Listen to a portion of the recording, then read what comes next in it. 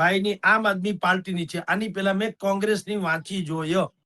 હવે આવે છે ભાઈ રાજુ કરપડા.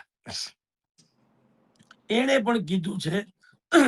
એનો આમ જુઓ તો મુખ્ય વાત જે છે એ શું હતી કે જે દુધઈ એટલે કે સુરેન્દ્રનગર પંથકના જે વિસ્તારો છે એ વિસ્તારોને સૌથી વધુ પાણીની મૂળી, થાનગઢ, ચોટીલા એના કિસ્સાનો જે 164 જેટલા ગામો છે એને નર્મદાનું પાણી મળે.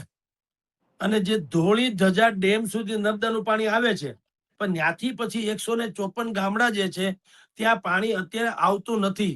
એટલે રાજુ કરપડા એમ કે છે કે કોઈ પણ ભોગે જો 154 ગામડામાં પાણી જો આવી જાય તો આઈના યુવાનોને સરકારી નોકરીની પણ પડી નથી અને મને ધારાસભ્ય થવું જરૂરી નથી. આઈના 154 ગામડાને પાણી મળી જાય એટલે અંદે 10 આંગળા ઘીમાં છે, એમ સમજો ને.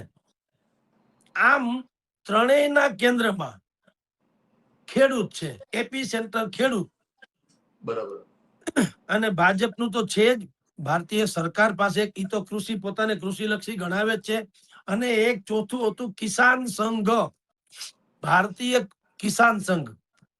તો એને પણ અનેક પ્રકારની માગણી કરી કે વીજળીના થાંભલા જે અત્યારે દરિયાકાંઠાના તમામ વિસ્તારોમાં નાખવામાં આવી રહ્યા છે એમાં જમીનનું સંપાદન જે છે દાદાગીરીથી થાય છે એવું કિસાન સંઘે પણ કીધું છે. જે પાલ આંબલિયા કિસાન કોંગ્રેસના નેતા એ પણ લડે છે, આ પણ લડે છે.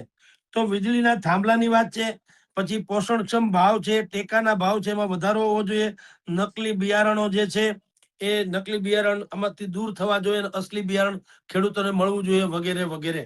આમ તમે જુઓ, પહેલી વખત એવું બન્યું છે કે બધાની જેમ પૂજા પદ્ધતિ અલગ પણ ઈશ્વર એક, એની જેમ બધાની ડિમાન્ડ અલગ પણ કેન્દ્રમાં કિસાન.